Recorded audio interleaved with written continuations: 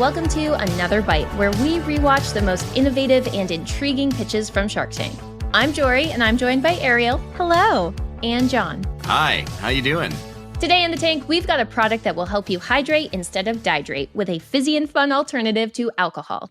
I may not be hip with the youths, but the mocktail revolution is upon us, and this company aims to rise above the rest. Yes, that was a carbonation pun. But before we dive in, here's an ad that promises to be just as refreshing. You know it, we know it. Next year is creeping up quick.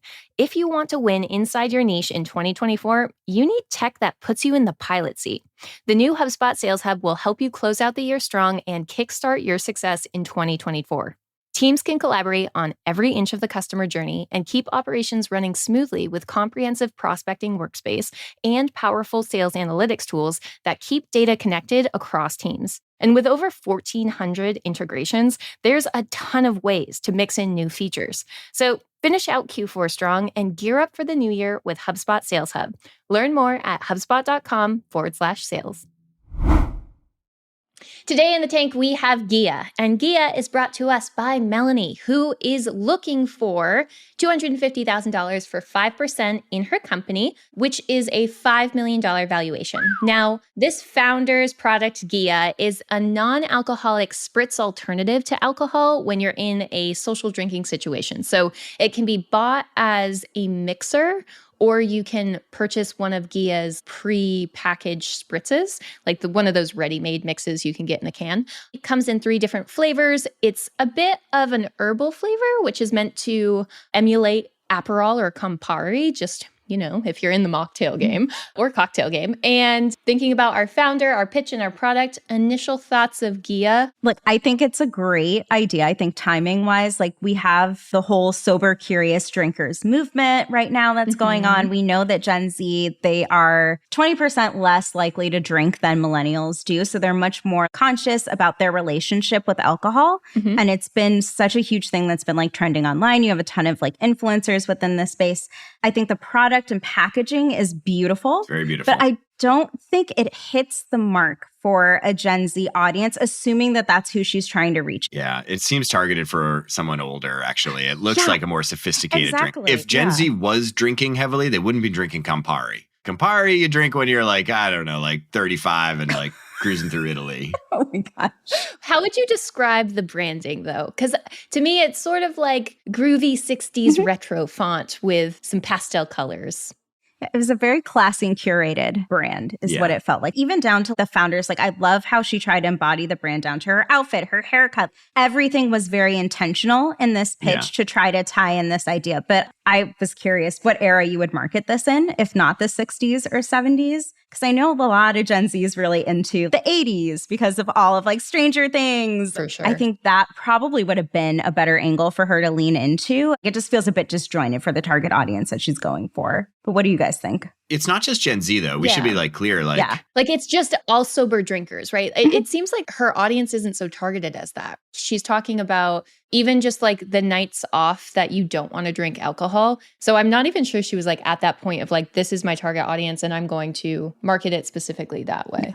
Yeah, there are a confluence of things that are driving not just Gen Z to a shoe away from alcohol, but a whole bunch of others. You have major influential health figures like Andrew Huberman. Huberman Lab did an episode on alcohol, and the conclusion was like, if you have more than 1 to 2 drinks a month, brain damage is a strong word, but like it causes your brain to function differently. There are consequences. And then everyone's doing wearables now. People are wearing things like the Whoop, and you realize that even when you only drink 1 drink, you sleep like crap. Like you don't recover, your HRV's really low, like all these things. Yeah. And so I think across all age groups, there's an increasing realization that they want non-alcoholic alternatives. What is she charging? $40 for a bottle with like 6 or 8 servings in it? You know, I think this is actually targeted not at Gen Z. I think it's targeted a little more upmarket, a little bit more older. I do think it would be in her best interest, though, to at least look at who is the largest representation of that segment, audience. for sure. And try to like smooth her way in as opposed to solving for like an everyman type situation first. I actually think this is a very competitive space. There are a lot of other alternative options like kava drinks. Other like CBD related drinks have become very prevalent on the market for folks that are looking to, again, like have that relaxing feeling without the same detrimental health effects as alcohol does. So I think she's entering a tight space. And there's just also great non-alcoholic. Used to be like the only thing you could get was O'Doul's. And it'd be like, like it's not worth it. Now you can drink like delicious craft IPAs that are non-alcoholic. And you're like, this is incredible. But the point that Ariel made stands, which is like, this is a competitive space and there's going to be a lot of money flowing into it. Every alcohol manufacturer is going to realize they're about to lose a huge amount of market share and they need to produce alternatives. Alcohol marketing and distribution is one of the most competitive markets in the world. And so breaking into it's tough. Yeah. But Jon, we saw that with the seltzer industry when Truly came onto the market and you have like Miller and all these other companies rushing to try to like hop on. That's such a good point. Yep.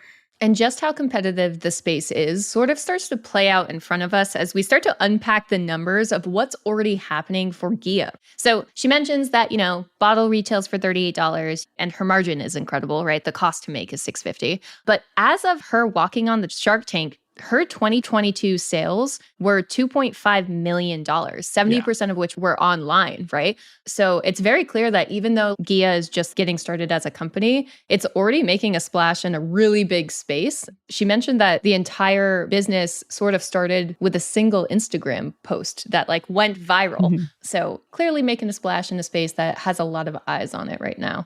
There is nothing like being a good brand in a market that's growing really fast. She was projecting sales at 4.5 million. Yeah. Anybody can project sales, though. I'm projecting sales of 4.5 million from the attic next year. Yeah. But she has done a lot of sales. She's done great. And as of the Shark Tank, it seems like she's done this successfully a couple of times. She mentions that like initially she raised $3.5 million and maybe lost $1 million, but like who's counting? But is currently raising $6.5 million and is still owning the lion's share of the company, right? So she still owns, as of the Shark Tank, 57% of the business. And that's where we get like a little bit of this interesting feeding frenzy because that's where the equity ask, or I guess the equity gift that she's offering up to the sharks is coming from. It's like not coming from just the company in general. It's her own shares that she's offering to the sharks in exchange for their investment. Well, this is just another tricky thing. We've talked about the concept of down rounds. Where you basically say, I've raised a bunch of money from people and they gave me that money in exchange for a percent of my company. You have a problem later if you go and you offer to sell shares of your company to somebody else at a lower valuation, because what it immediately does is it says, hey, that, $10 you gave me is actually now worth only like $7, right? And so that's really complicated. And what she's basically saying here is I'm going to give you more of my equity in order to facilitate that transaction so that the rest of my equity holders are not diluted. I'll be the only one who's diluted by giving the sharks this better deal because I really want a shark involved.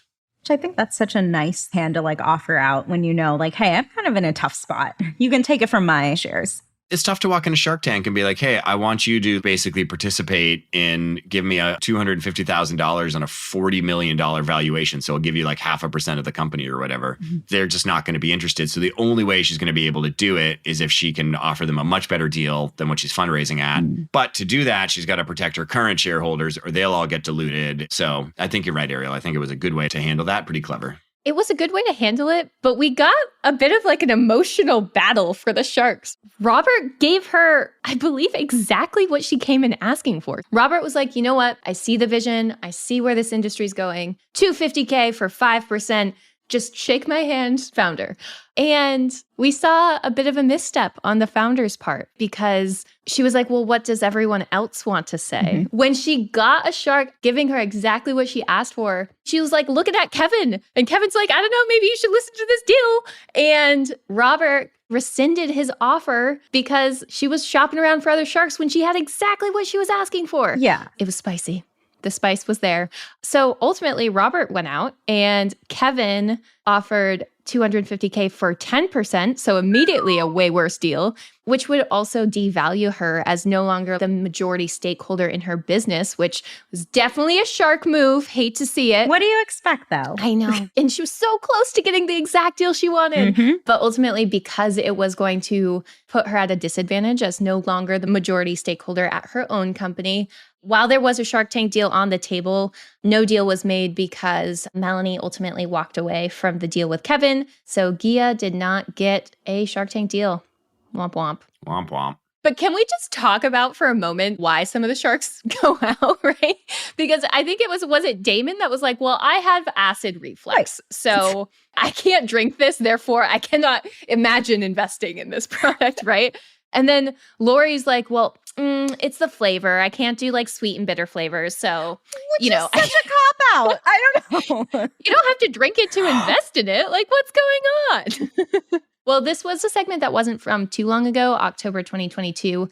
Ghia is very much still around as a company. It initially had the 3 flavors. It now offers a new flavor, so sumac and chili, which, I would try that, maybe. But you can currently purchase Ghia at more than 1,600 stores, bars, and restaurants across the nation and throughout Canada.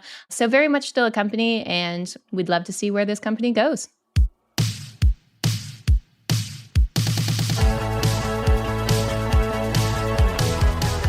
Today's episode was written and produced by the mythical Matthew Brown. Additional support comes from Melanie Romero and editing from Robert Hartwig. If you're a fan of the show, even if you're not a fan of the show, tell a friend. Word of mouth is the best way to support the show.